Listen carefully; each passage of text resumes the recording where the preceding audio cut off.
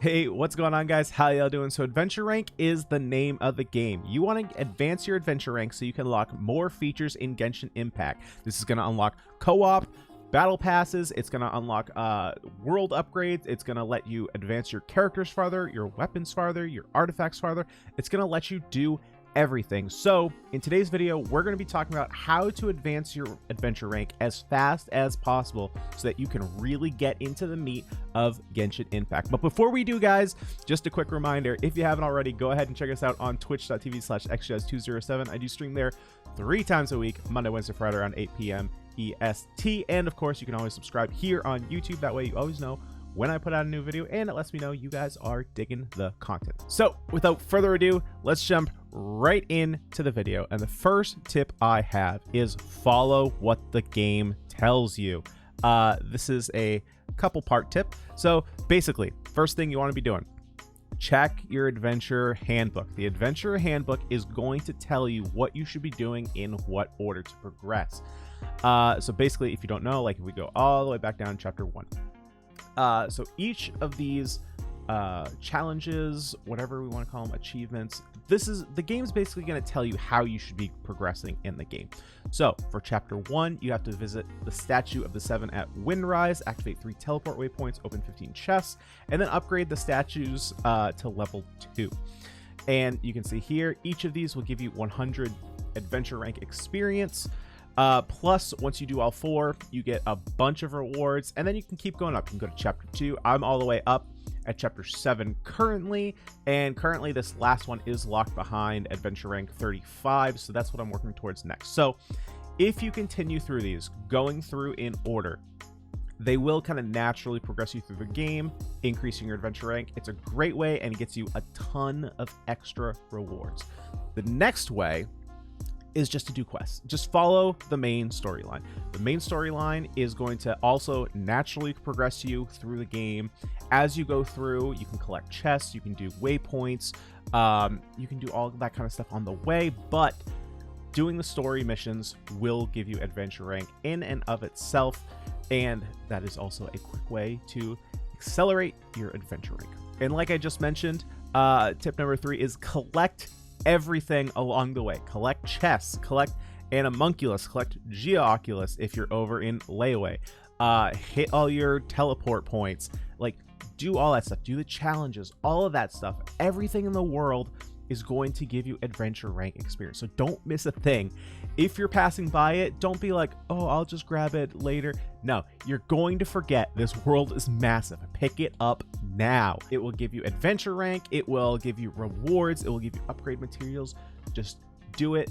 The story can wait, unless you're one of those guys who just wants to crank through the story, fine, but you're not here for that. You're here to adventure rank as fast as possible. So make sure you collect everything. All right, next up is make sure that you're doing your dailies. So over here, again, in your adventure handbook, we have commissions. Now, these unlock once you join the Adventurers Guild at adventure rank 12. So the first couple tips are going to be until you hit adventure rank 12. Now we open up the dailies. Now, you can see here, these give a lot of experience. Each one of these is providing 225. And I think these might scale with your world level. Correct me if I'm wrong.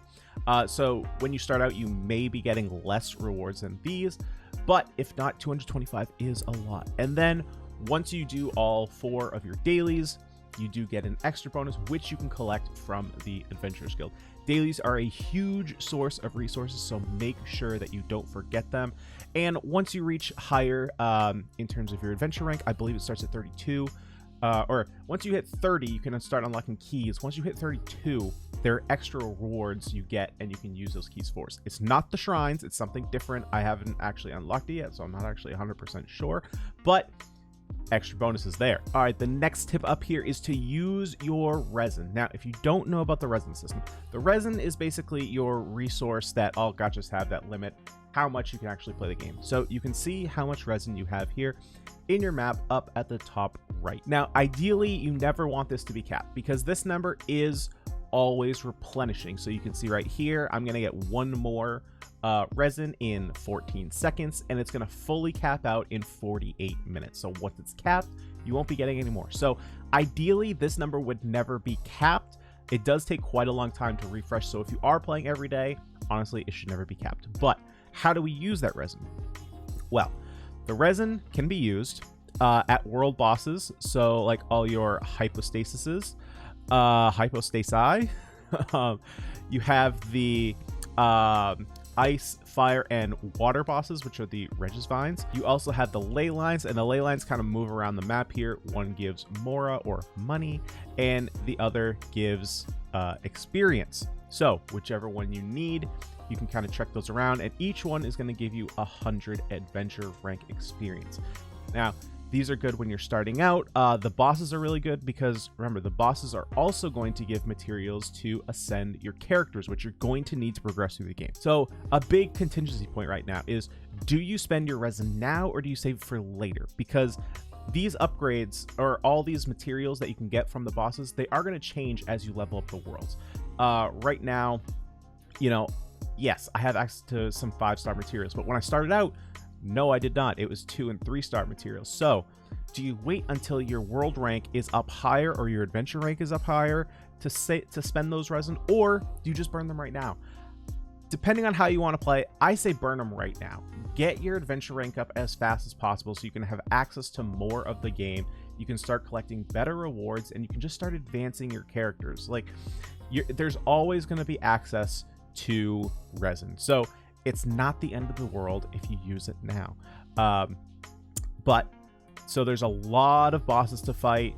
There's a lot of adventure rank to be had there. Also, in addition to bosses and the ley lines, we also have domains. Now, domains are where you're going to be collecting your materials as well as Mora. So, for example, here in the Forsaken Rift, we can get some talent books. If we come over here to the Valley of Remembrance, we can get some flowers.